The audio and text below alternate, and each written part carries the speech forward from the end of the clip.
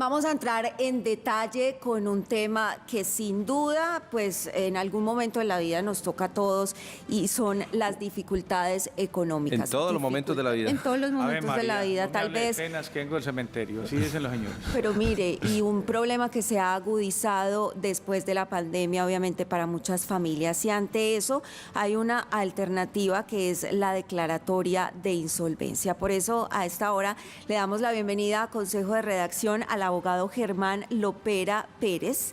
Eso suena como a verso, Lopera Pérez. Es experto en este asunto de declaratoria de insolvencia. Abogado, bienvenido a Consejo de Redacción y cuéntenos en qué consiste. Andrea, muchísimas gracias. Claro, el proceso de insolvencia es un mecanismo, una alternativa jurídica que permite a las empresas y a las personas naturales, tanto comerciantes como no comerciantes, hacer una solicitud ante la ley, ante la Superintendencia de Sociedades o ante el juez civil del circuito en cada caso concreto, para reorganizar, para hacer una solicitud ante sus acreedores y renegociar los plazos y los intereses de los créditos que tiene con cada uno de sus acreedores. Sí, vamos a hablar técnicamente qué es la insolvencia frente a una quiebra y un mito que se tiene, y es que la gente dice eso es solo para empresas. No, claro. Es muy importante aclarar que usted, si en este momento tiene una dificultad como persona natural, como un trabajador independiente o una persona que incluso tenga una vinculación laboral, puede acceder al tema de la insolvencia. Claro que sí, es lo que normalmente la gente suele pensar, y es que solamente la insolvencia viene a ser para las empresas.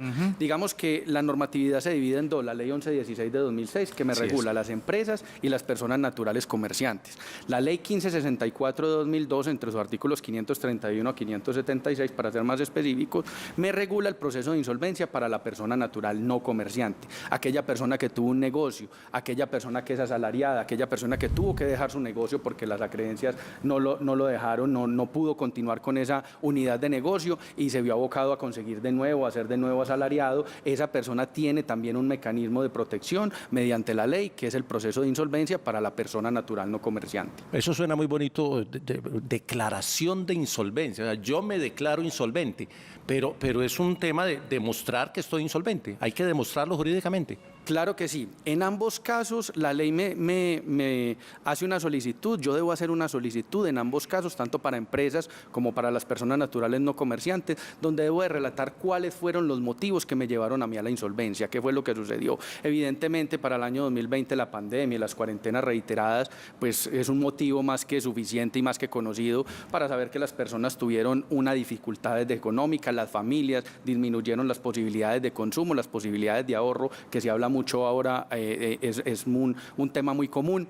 Y esa solicitud debe de llevar consigo varios requisitos, y uno de ellos es esa motivación. ¿Qué fue lo que me llevó a mí a la insolvencia? ¿Qué fue lo que me sucedió dentro de la familia? ¿Qué fue lo que le sucedió a esa empresa? ¿Por qué me insolventé? Y para entender la insolvencia también hay que entender qué es la solvencia. Y la solvencia es esa capacidad que tienen las personas o las empresas de afrontar un crédito de corto plazo con el flujo de caja que tienen en el momento. Cuando no contamos con ese flujo de caja para afrontar esos créditos, empezamos a hablar de insolvencia. Pero una pregunta, si la empresa, hablemos de una empresa, la empresa hace el proceso jurídico y se declara insolvente, usted decía que es para poder renegociar con los acreedores.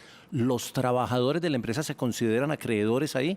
Claro que sí, Jota. Mira, la idea es que vamos a relacionar por principio de universalidad, artículo 4 de la ley 1116, todos nuestros bienes y todos nuestros acreedores, en un orden de prelación legal. Artículo 2488 del Código Civil me trae ese orden de prelación legal, donde yo tengo los laborales, inclusive los créditos alimentarios van en primera categoría, primera clase, y ahí tengo adicionalmente los laborales, los deudas fiscales, cooperativas y todos los demás que entran en un orden de prelación legal. A veces pensamos que, por ejemplo, la DIAN tiene una prelación legal por encima de cualquier otro, me entra como un acreedor, si bien está en primera clase, pero también es un acreedor normal. Todos estos cobros o todas estas acreencias que yo tengo con los trabajadores también. Y adicionalmente es importante resaltar que debe haber una cesación de pagos, que la empresa debe demostrar que evidentemente no solo tiene las causales de insolvencia que ya manifestamos, ese flujo de caja deteriorado, sino que adicionalmente tenemos una cesación de pagos durante un periodo que me pide la ley, que son 90 días.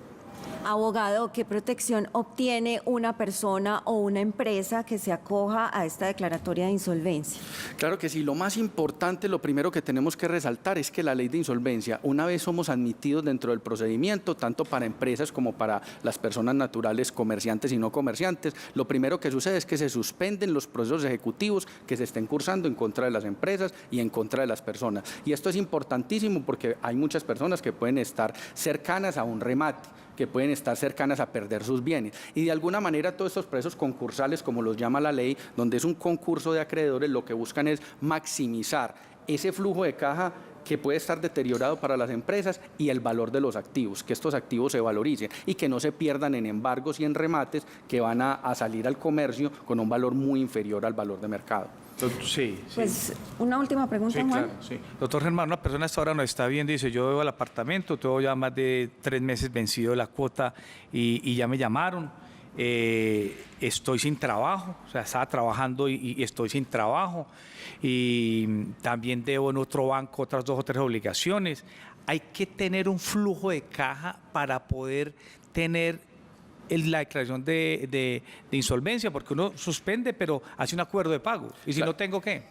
Sí, Juan, mira, el tema es que yo debo de presentar, dentro de los requisitos que me presenta la ley, debo de presentar tanto para empresas como para personas naturales no comerciantes o comerciantes, debo de presentar todos los requisitos que ya hablamos y una propuesta de pago. Esa propuesta de pago es una propuesta de pago objetiva. Cuando hablamos de empresa, y como lo dijimos al principio, Ley 1116 de 2006, que inclusive en el año 2020 fue regulada por los decretos 567 y 72, que permitieron procesos más ágiles, más rápidos, con menos requisitos, lo que se debe de hacer es una propuesta de pago. Digamos que en la Ley 1116 estamos acostumbrados a pedir mínimo 2 años de periodo de gracia. Esos 2 años, Jota y Andrea, son muy importantes porque a la empresa le va a permitir tener flujo de caja durante esos 2 años para poder trabajar, no pagar ningún crédito, solamente los gastos que se vayan generando mes a mes, pero frenar a todos los acreedores y conseguir un flujo de caja mínimo para 2 años. Ya eso es una garantía, Juan, para una empresa, porque evidentemente tener 2 años sin tener que pagar todos esos créditos que tiene desde el momento de insolvencia, que lo generamos como una línea, y de ahí para atrás vamos a traer todos estos créditos para la insolvencia, y los créditos que se vayan generando con posterioridad, llamémoslos arrendamiento, impuesto, leasing, sí se deben de pagar por prioridad como gastos de administración. Pero es importante generar una propuesta de pago. En la ley de insolvencia para la persona natural no comerciante hablamos de una propuesta de pago objetiva en cualquiera de los 2 escenarios. Sí. Pero para esa persona natural no comerciante, esa propuesta de pago objetiva depende de sus ingresos, de su familia, de lo que yo estoy generando, de lo que puedo hacer, digámoslo, de manera independiente, o de lo que me genera el salario, descuento todos los gastos que tengo y de ahí empiezo a ver cómo le puedo pagar a mis acreedores. Esto se somete a votación de los acreedores y será la mayoría la que resuelva si esa propuesta de pago es viable. Pero hay cosas que no se pueden dejar de pagar, por más insolvente que uno esté. La seguridad social, me imagino, los servicios públicos, los gastos fijos. La ley los llama gastos de administración, son los gastos que se generan con posterioridad, de manera regular, mes a mes, yo debo de seguir pagando. Ahí entra, por ejemplo, los leasing, que es muy importante para las empresas. Muchas empresas están financiadas con leasing, entonces es importante resaltar que las cuotas que tengo atrasadas en el leasing me entran dentro del proceso de insolvencia, pero la que tengo que pagar al mes siguiente debo de seguirla pagando, porque si no voy a tener la consecuencia de que no obtengo la reorganización, sino que me voy directo para una liquidación patrimonial. Pues abogado Germán Lopera Pérez, muchísimas gracias. Muy interesante ese tema y sobre todo también muy importante tener en cuenta que en una situación como estas es necesario tener una buena asesoría como la suya. Muchísimas gracias, feliz día. Muchas gracias, Andrea, y esa es la invitación a las personas que quieren tomar este tipo de procesos, se asesoren de asesores jurídicos, hablen en las empresas con sus contadores, miren esa parte financiera, miren si la empresa es viable. Es importantísimo identificar que la empresa sea viable en el tiempo, obteniendo un mejoramiento de flujo de caja, y para las personas también un asesoramiento con su abogado, con su asesor financiero y con el contador.